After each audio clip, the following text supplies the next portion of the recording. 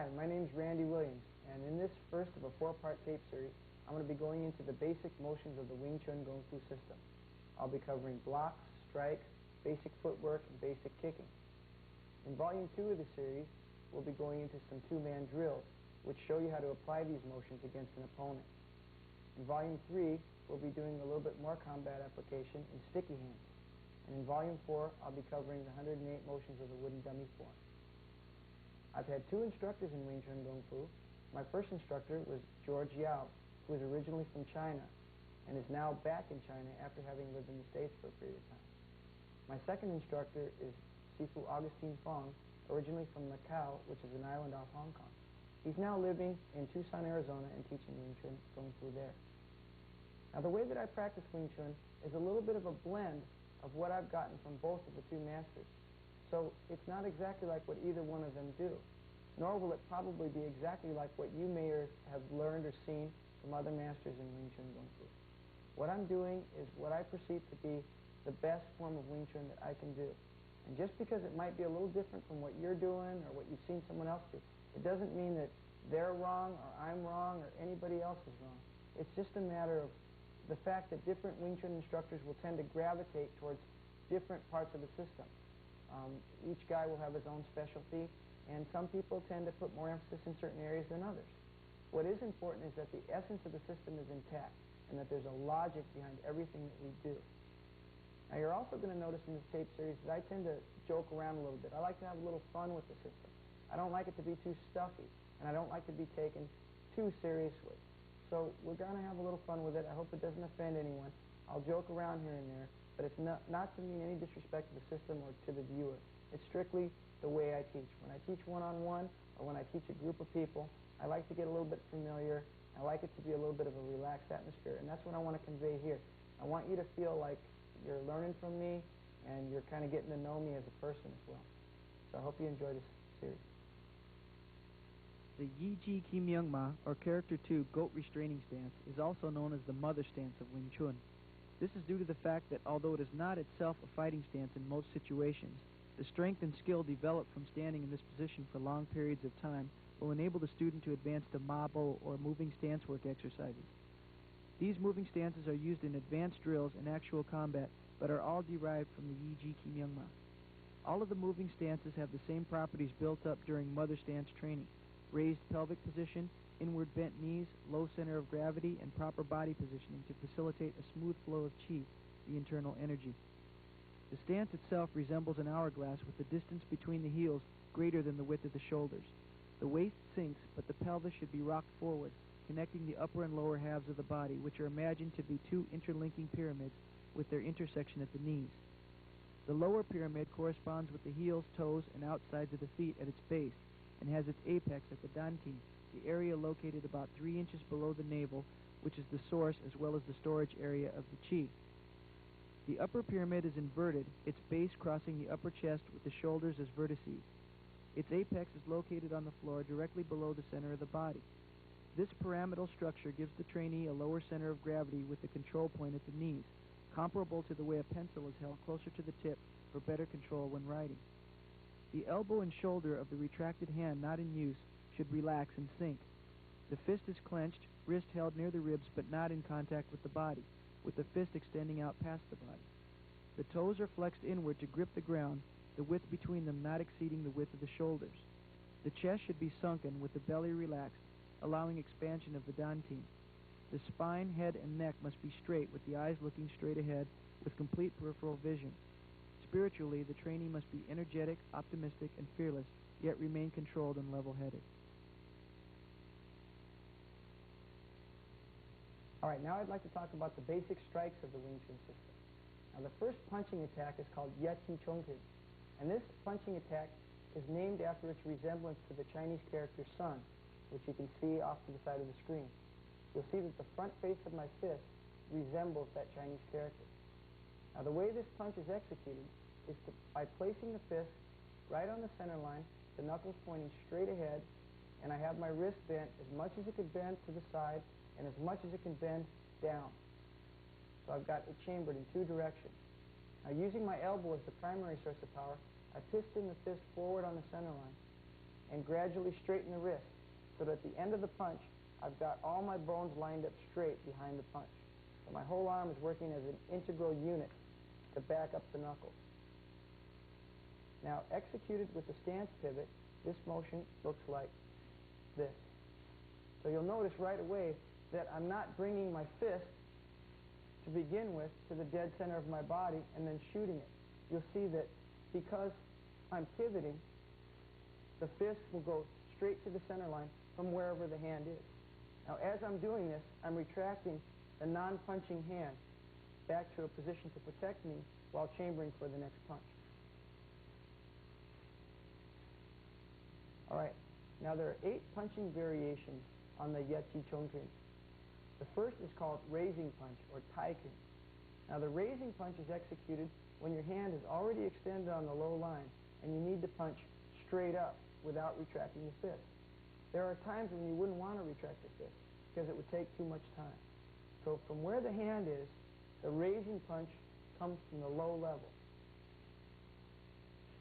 and goes to the high without any retraction of the fist.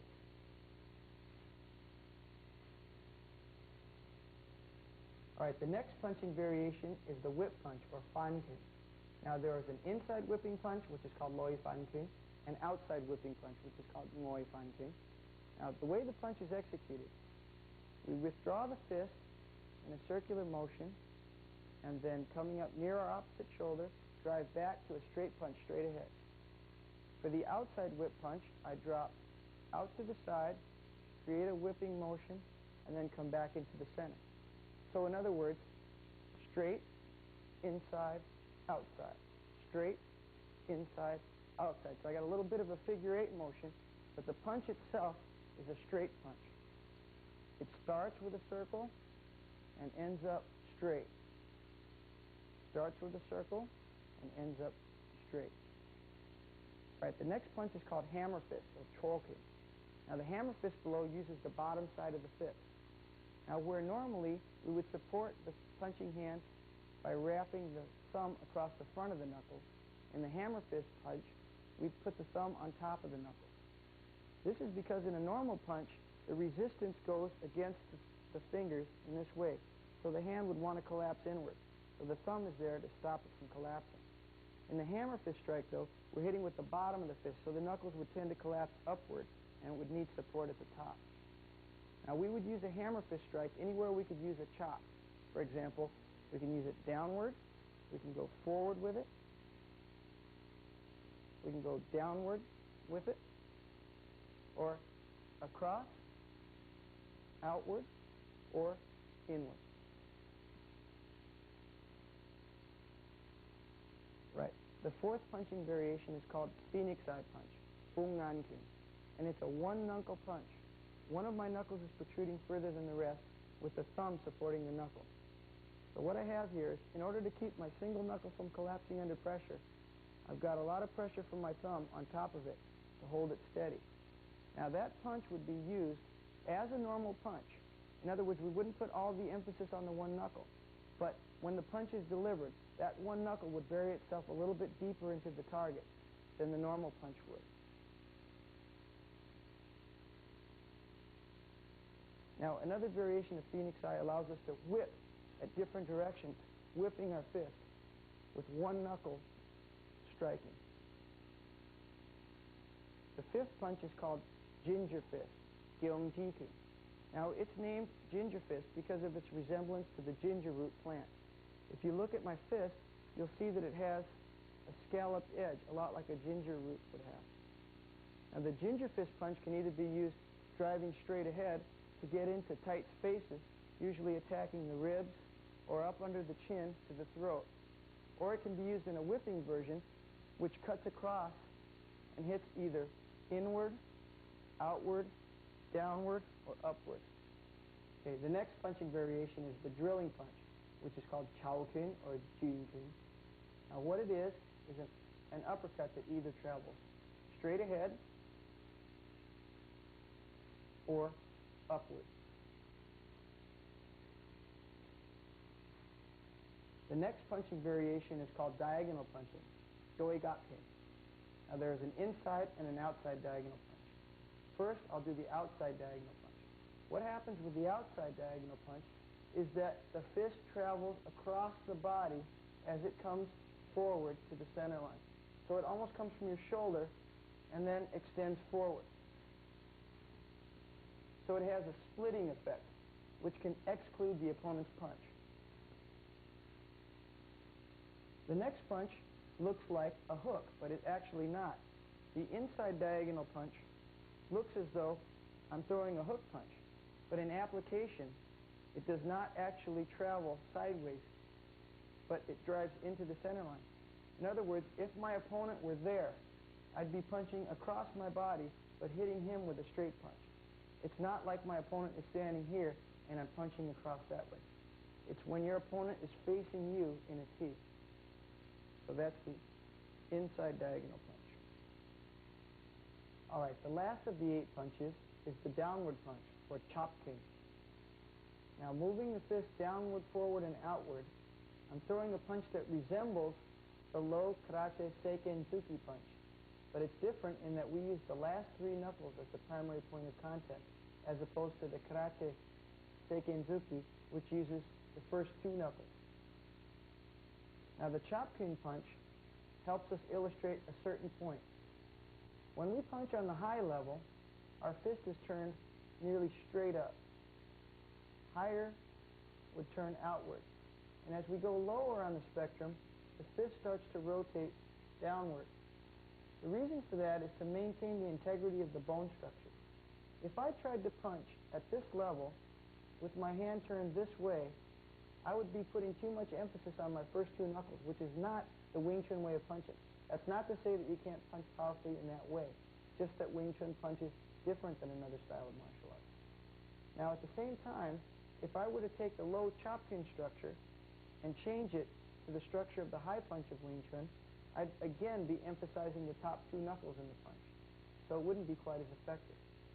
All right, now I want to talk to you about the theory of alignment of the Wing Chun punch. Now, when Mark extends his right punch forward on the center line, you'll notice that the reason we're hitting with the last 3 knuckles is to align all the bones of the arm behind the punch, so that your whole body is right behind the punch, like poking somebody with a 2x4. So you see that when you lock out all the bones in that way and you use the last 3 knuckles as a striking surface, your whole weight can get behind the punch. Now, as he goes to the lower level with the chop king punch, the same thing happens. He rotates his fist outward so that once again he can maintain the integrity of the structure. If he punched on the low level with the high punch structure, what would happen is too much emphasis would go on to his first 2 knuckles, and I'd lose that integrity of the punch, because it would want to make his wrist bend when I hit. So on impact, his wrist would want to bend up, and it could cause injury to his knuckles. Whereas by twisting it to expose the bottom 3 knuckles, he's going to guarantee that the entire bone structure is going to be behind that punch. All right, all the Wing Chun punching motions have their root in Wing Chun defensive motions. For example, the raising punch that I showed earlier actually has its root in the Biu Sao motion, with a fist closed on the end as opposed to the open hand. Now, the same thing goes for the hammer fist motion, which finds its root in the double Jam Sao motion of the Tu Lin Tao form. So if I just close my fist, you can see the downward hammer fist. And with a slight variation, you can also see the inside whip motion. Similarly, times out is the root of the Chowking drilling punch motion. All I do is take my times out and close the fist. Paks out becomes inside diagonal punch. Both on the same line, one is open-handed, one is a closed fist. Chop Kyun comes from the Sub Ki Sao motion at the beginning of all the hand forms. So if I were to take one of those hands and close the fist, you'd see the Chop Kyun motion. All right, Wing Chun also has 8 palm strikes, the first of which is called Jing Jian, or vertical palm. You can see that it raises and shoots with the fingers straight up down the center line at about nose level. The second palm strike is called Chang Jian, or spade palm strike, which is executed at throat level with a 45-degree upward rotation.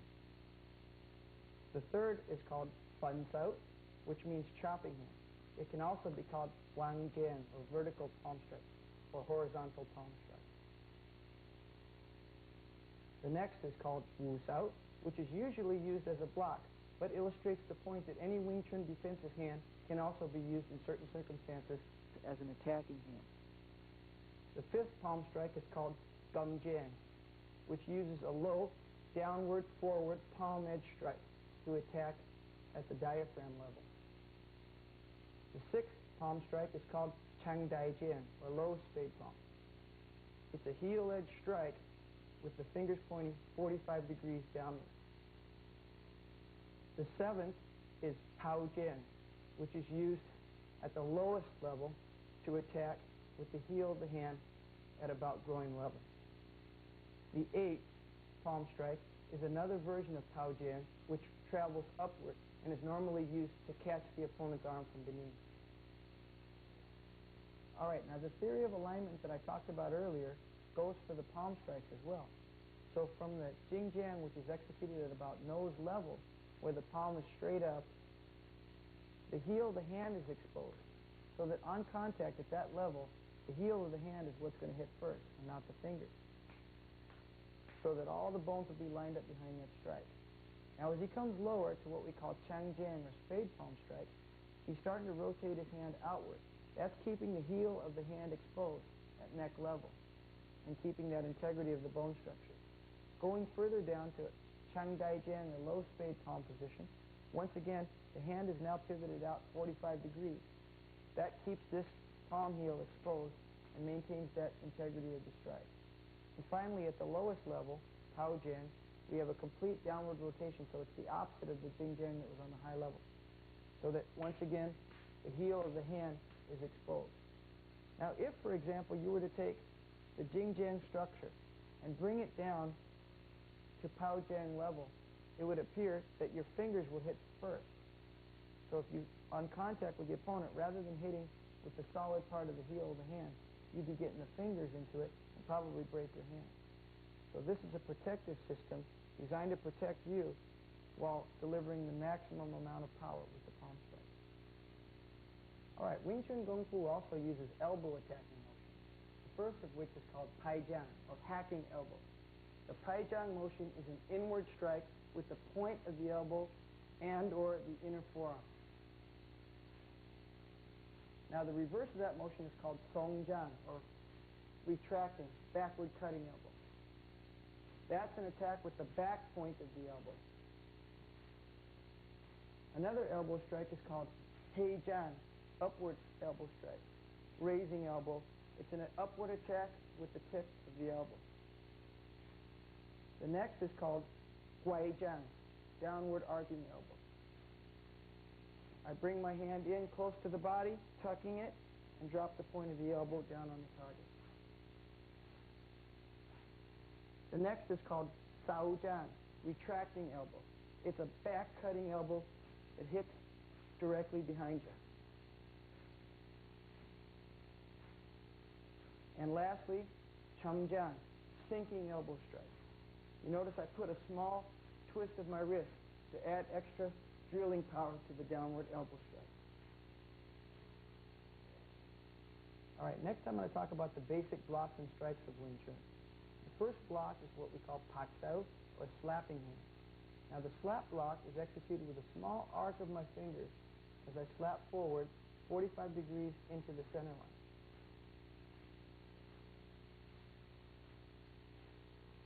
Now, I don't close my hand when I do this in the air, but in application I will. So this is how it looks in application. As Mark gives me the punch, I cut into that punch 45 degrees, and I do close my hand on his arm. So it'll look like 1, 2, 3, 4, 5, and 6. Now, the next motion I'm going to show is called Jam Sao, which means chopping block. Now, the Jam Sao motion moves straight ahead down the center line. Now, when I execute it in the air, I don't twist my palm up. I do it with a straight palm. But in application, the palm will twist to add a bounce-off effect to the opponent's punch. So in application, it's going to look like this. 1, 2, 3, 4, and 5. Next is Gum Sao, which is a low pinning hand block. What I'll do is spin my hand as I press downward with a bent elbow.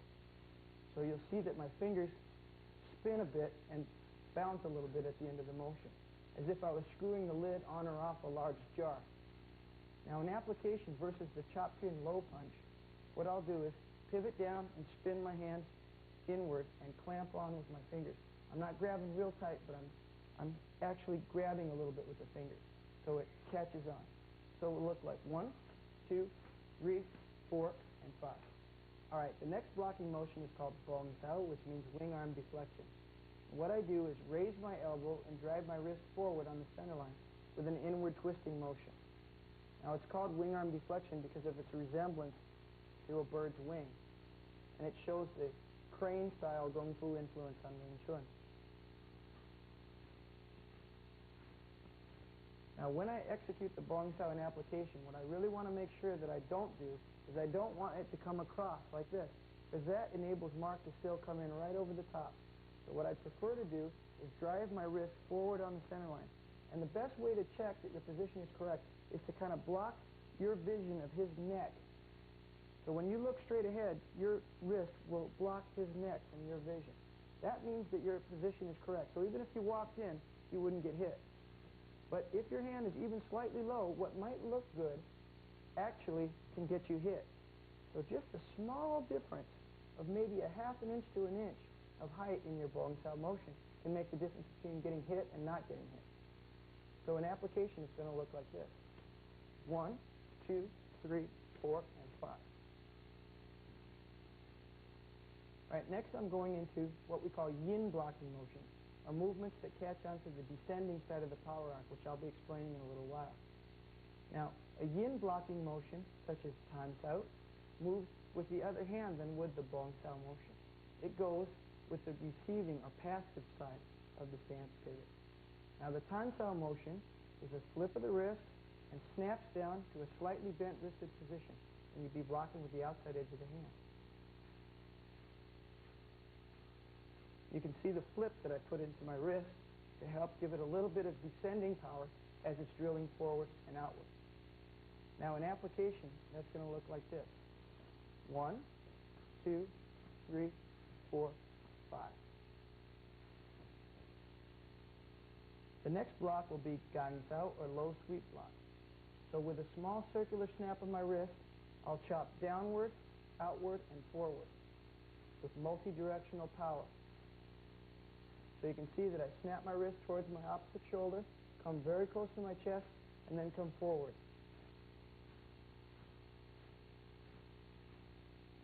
So in application against the chop king low punch, I'll come in 1, 2, 3, 4, and 5. Next, wu sao, protective guard hand. What I'll do is, with a small circle of my wrist that comes from the ceiling cow form, snap forward straight ahead of my nose with the outside edge of the wrist.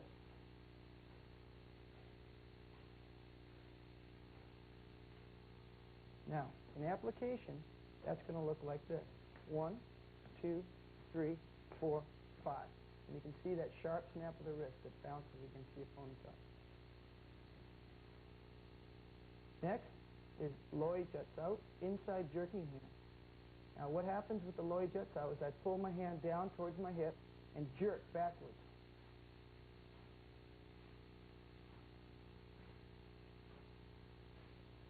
Now the way this is applied is not necessarily to block a punch out of thin air. Normally, when we execute the jut sao motion, it's done from prior bridge contact.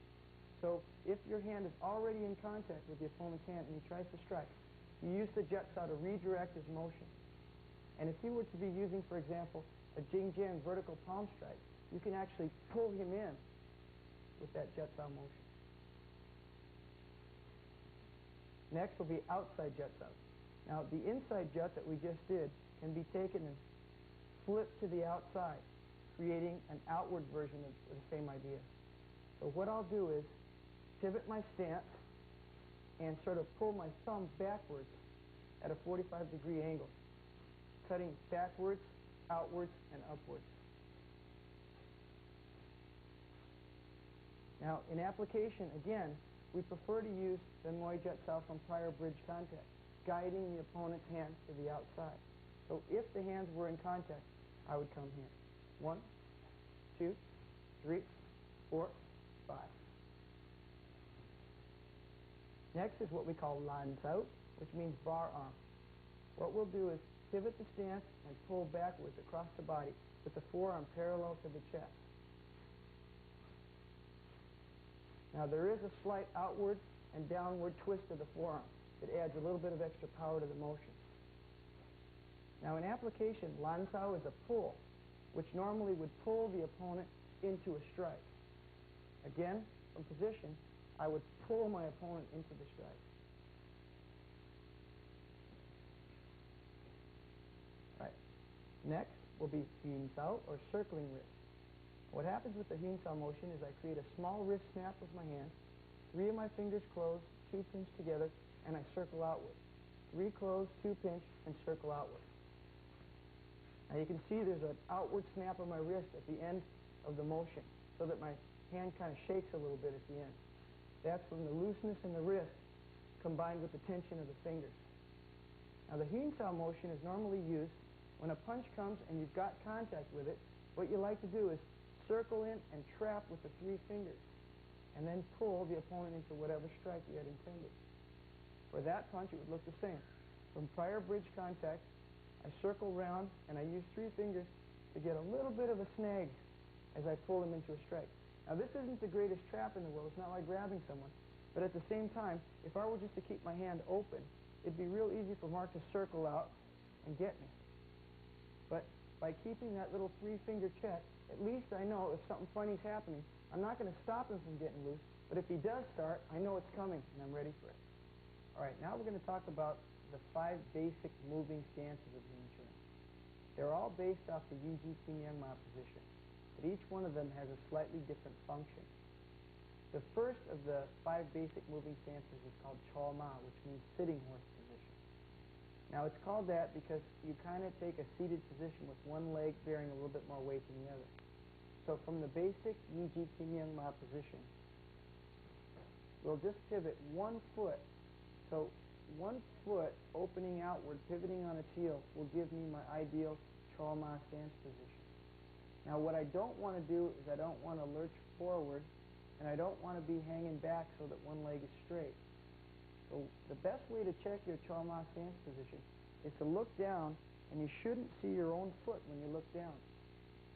Your own knee should obscure your foot from vision, just like it did in the Yiji Kim Young Ma position.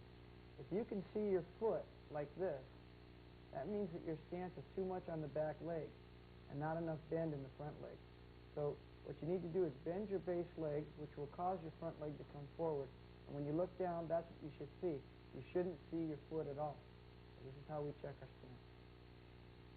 All right, Chol Ma refers to either this seated position or the actual pivot that takes place when I shift my weight from one side to the other. What I want to do is keep both of my feet flat on the ground, pivoting on the heel so that the ball of the foot glides across the floor. You'll notice that my center of gravity doesn't change. My axis of rotation does not change. So what I don't want to do is I don't want to sway from one side to the other. I want to stay centered so that I don't swing away from my intended target area. Now you can see that when I pivot, it creates a torquing power, which can then be applied to either a strike or to a block. Now the same stance pivot could power both a strike and a block simultaneously.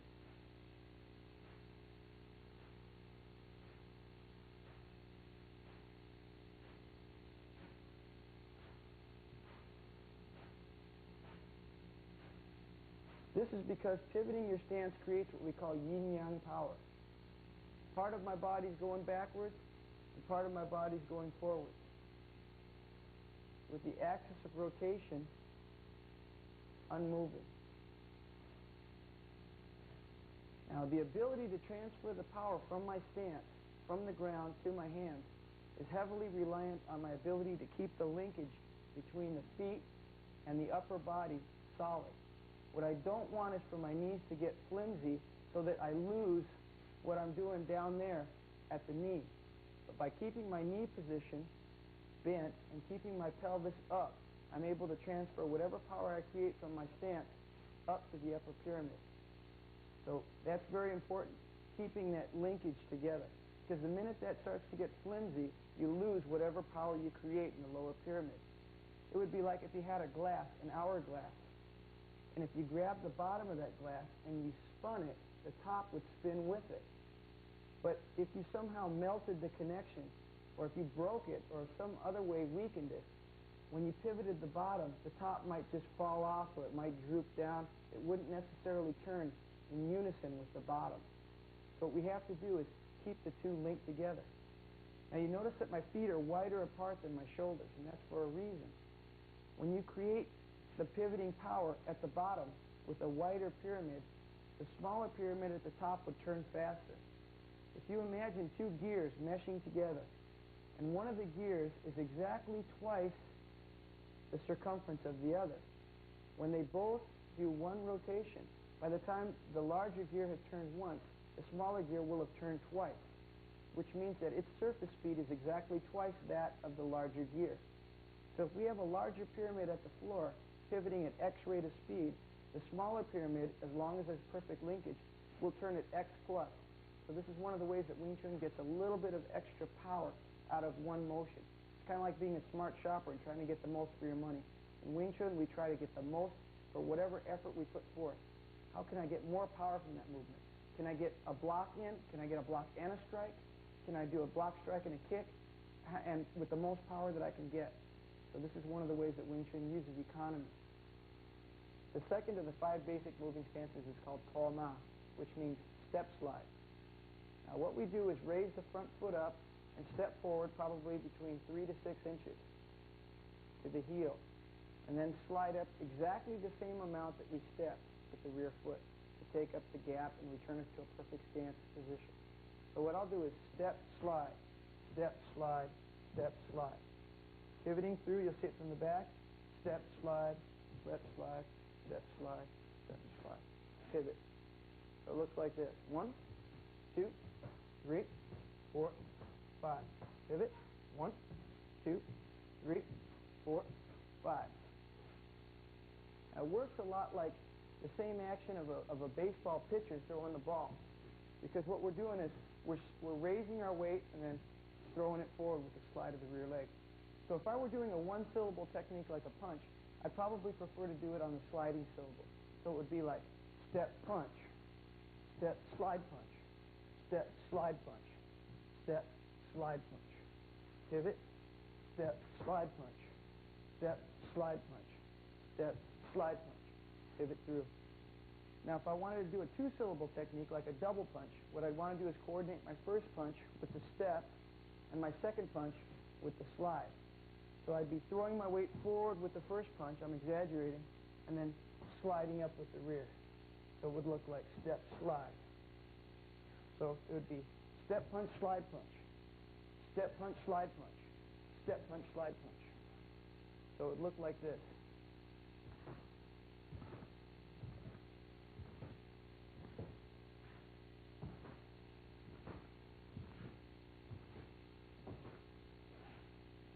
Now from the side, that same stance work would look like this.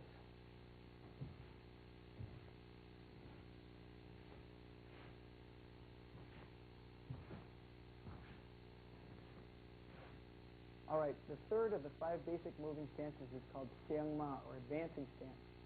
And it's a 3-syllable stance motion that starts with an outward pivot of the front foot, step through with the rear, and then slide. So it's pivot out, step through, slide. Pivot out, step through, and slide. So I turn my front foot outward, step through, slide. Turn, step through, slide. Turn, step through, and slide. What I want to do here is start a sort of a rotating motion of my shoulders. By pivoting that front foot out, I accomplish 2 things. One is I get my shoulders to start moving so I can power a motion with them. Secondly, I kind of clear the way for my rear foot to come through. In other words, I don't want to leave my foot there so that I might trip over it as I slide through. So by pivoting outward, I clear the ground for my foot to come through. Now, at speed, that's going to look like this.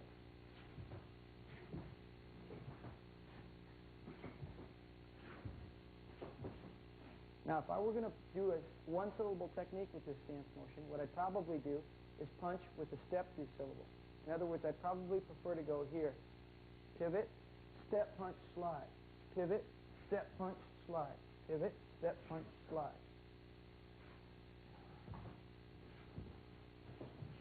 If I were going to be doing a two-syllable technique with this motion, I'd probably like to do it the same way I did the step slide, coordinating foot for foot with each hand. So I'd want to go like this.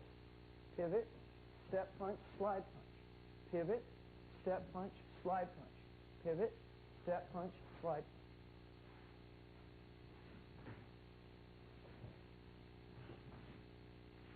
So at speed, that would look like this.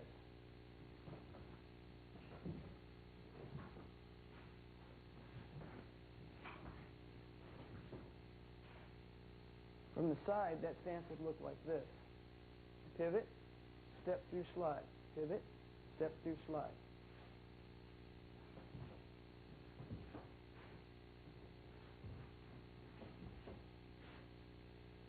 All right, the next of the 5 basic moving stances is called toi ma, which means retreating stance. It's a two-syllable stance motion that involves sliding back and pivoting. So what I do is take my front foot, slide back, and then pivot at the end of the stance motion. Slide back, pivot.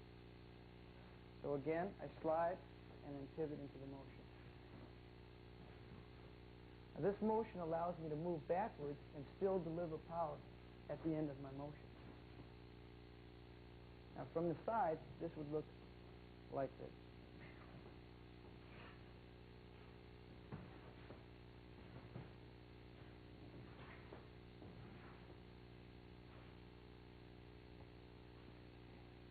All right, the next of the 5 basic moving stances is called samgotma, which means triangle stance.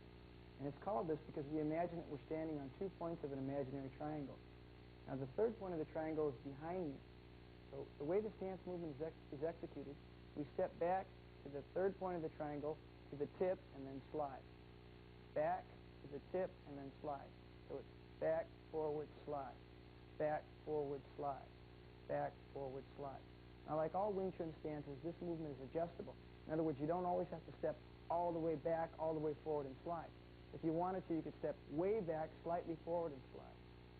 Way back, slightly forward, and slide, if you wanted to end up a little bit backwards. Or you could step slightly back, way forward, and slide. Or you could step slightly to the side, forward, and slide. So it's adjustable in that way. Now, from the side, that stance is going to look like this. Back, forward, slide. Back, forward, slide. Back, forward, slide. Back, forward, slide.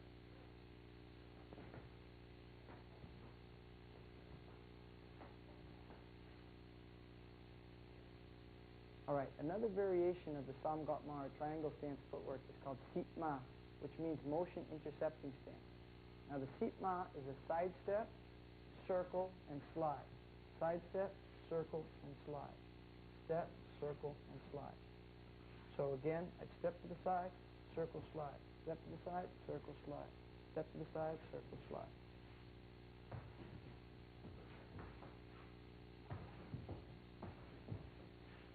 Now, from the side, the stance would look this way. Step to the side, circle, slide. Step, circle, slide. Pivot, side step, circle, slide. Side step, circle, slide.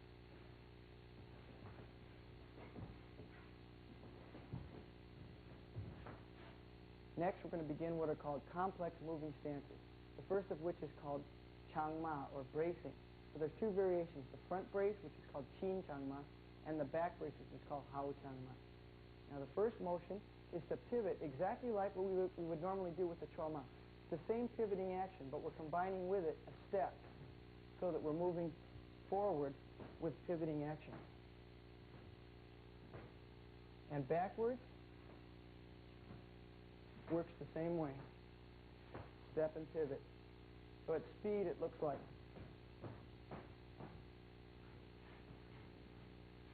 Now, if I were going to execute a technique with this motion, the yang side, or the powerful side, would be corresponding to the rear leg. So if I were moving forward, it would look like that.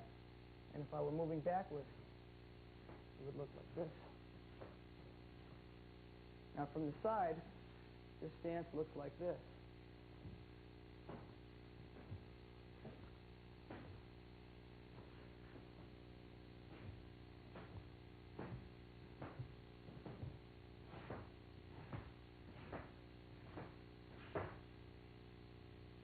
right, the next of the complex moving stances is called Moi Sin Line, which means inside line position or inside facing. Now what it is a combination of the step slide and the pivot. So what you do is step out to the side to your heel, pivot as you slide the foot. Step, pivot, step, pivot, step, pivot. If I were going to execute a technique with this motion, I would go here.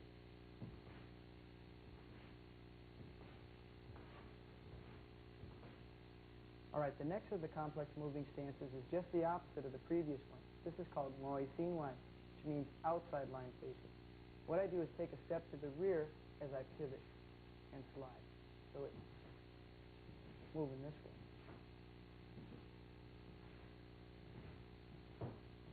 Now if I were going to execute a technique with this motion, it would look like this.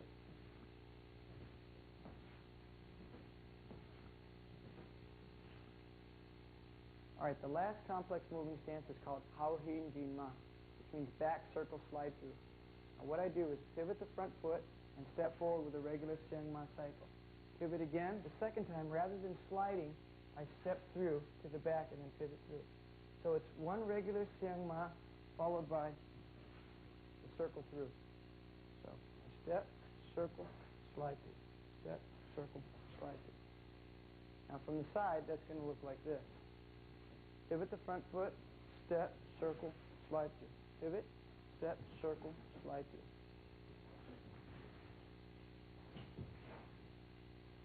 All right, that's all for now, but in the second half of this tape, we're going to be talking a little bit more about the footwork. We're going to be practicing a footwork pattern that's going to help you remember how to do these various bits of footwork in conjunction with different hand techniques.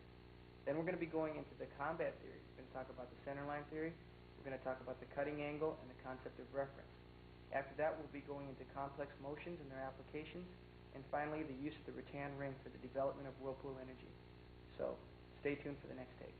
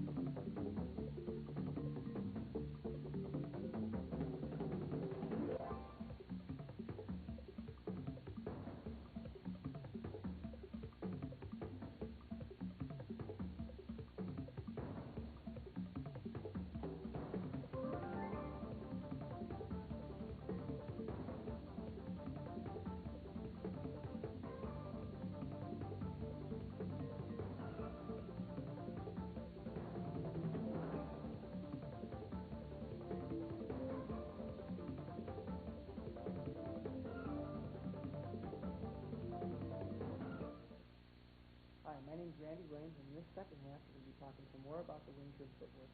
We're going to be doing a footwork pattern that will help you develop your skills of using the footwork in conjunction with various hand motions.